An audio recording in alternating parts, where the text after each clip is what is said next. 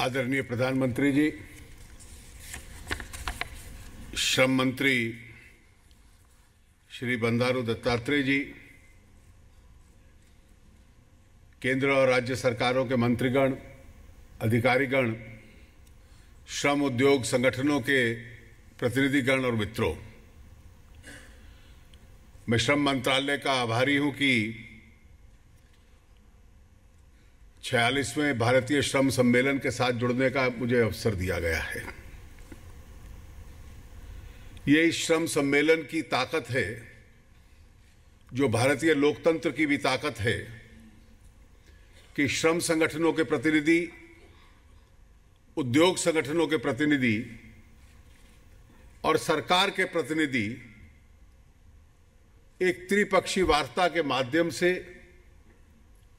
अलग अलग विचारों के होते हुए भी इस देश को कैसे मजबूत किया जा सकता है, इस देश की अर्थव्यवस्था को कैसे ताकत दी जा सकती है, इस देश में रोजगार के अवसर कैसे बढ़ाए जा सकते हैं और उन श्रमिकों की चिंता किस प्रकार से की जा सकती है, एक समन्वय पर पहुंचते हैं। इसमें कोई दो मत नहीं कि जितने संगठन यहां मौजूद हैं, अलग अलग विचारों के होते हुए भी देश की अर्थव्यवस्था की और श्रम की सेवा करना अपने दृष्टिकोण से उनका एक उद्देश्य है।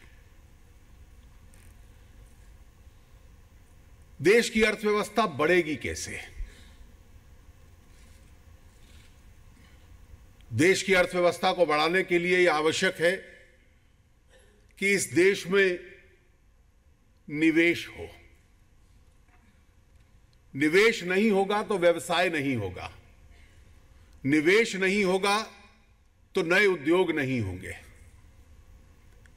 इसलिए किसी भी आर्थिक गतिविधि का पहला चरण होगा कि देश के अंदर निवेश आना अनिवार्य है,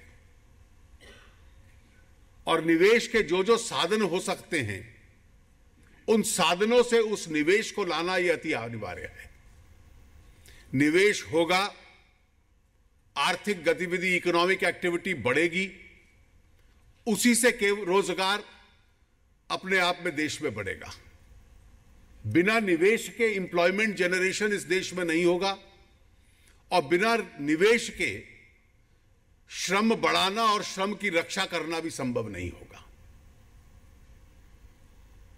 केवल आर्थिक गतिविधि बढ़ाना अपने आप में पर्याप्त नहीं होगा। उसके माहौल को ऐसा बनाना कि विश्व की प्रतिस्पर्धा में आकर वो खड़ा हो पाए,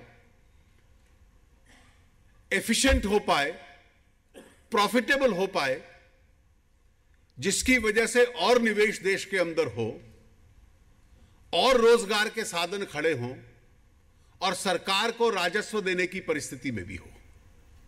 जब सरकार की जेब में वो राजस्व आता है तो देश के अंदर इंफ्रास्ट्रक्चर बनाना, गरीबी उन्मूलन की योजनाएं बनाना, ये सरकार उस अपनी आर्थिक ताकत से करती है। और जब उससे अर्थव्यवस्था बढ़ती है तो देश के भीतर से, पूरे विश्व भर से तब निवेश और देश के अंदर आता है।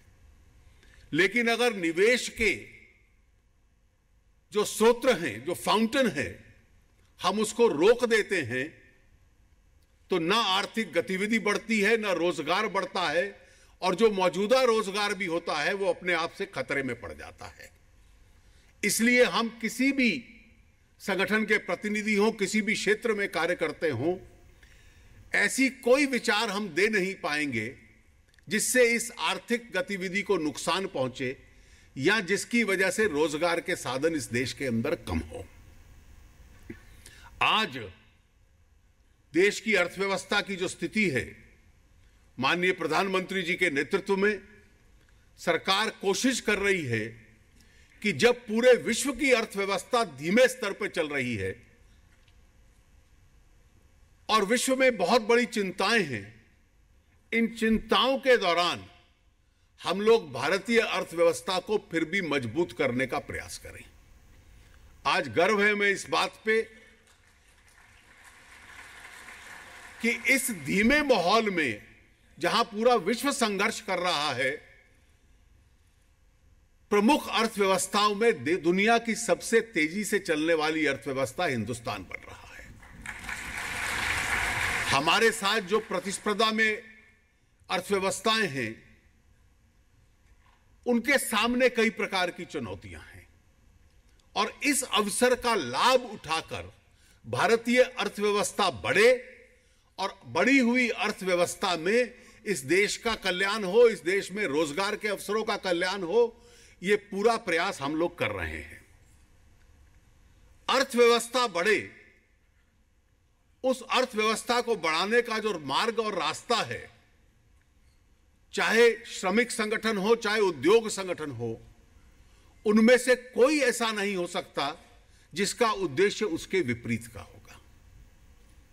आपने सही कहा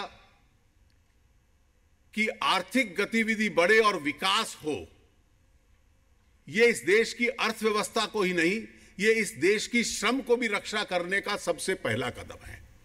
a high growth rate will always protect the workmen and the labor interest in this country. An efficient economy will always protect the interest of the country's economy, the interest of industry, the interest of labor. Sluggish industries will never be able to create jobs. It's only efficient industries which will be able to create jobs. A rational taxation system will be able to create jobs. An overloaded taxation system will not be able to create jobs. Efficient industries will be able to pay higher wages. An enriched government will be in a position to provide higher wages and better social security. और इसलिए हम सबका यह दायित्व बनता है कि देश की अर्थव्यवस्था को उस दिशा के अंदर लेकर जाएं। माननीय प्रधानमंत्री जी, आपने एक जिम्मेवारी मुझे और कुछ अपने सहयोगियों को दी थी कि श्रम संगठनों के साथ हम लोग बातचीत करें। कल बहुत रचनात्मक दौर में हम लोगों की बातचीत हुई है और कई विषय उसमें से उभर कर आए, जिसमें से मूल विषय यह निकलता है कि जब देश विकास करता है तो उस विकास का पहला अधिकार और उसका सबसे अधिक लाभ श्रमिकों तक पहुंचे। इस विषय में शायद कोई मतभेद किसी के बीच में नहीं था। इसलिए जो सरकार की नीति है कि उन श्रमिकों का कल्याण हो, जो अभी विषय उठाए गए कि मिनिमम वेज जो जमीन की हकीकत है उसके साथ उसका संबंध होना चाहिए, सामाजिक सुरक्षा मजदूर को मिलनी चाहिए, और हमारी सरकार की भी नीति है। और इसी वजह से पिछले 14 महीने में जो सामाजिक सुरक्षा देने की योजनाएं आम नागरिक के लिए भी और गरीब नागरिक के लिए भी हमने बनाई हैं, वो अपने आप में एक बहुत बड़ी पहल है।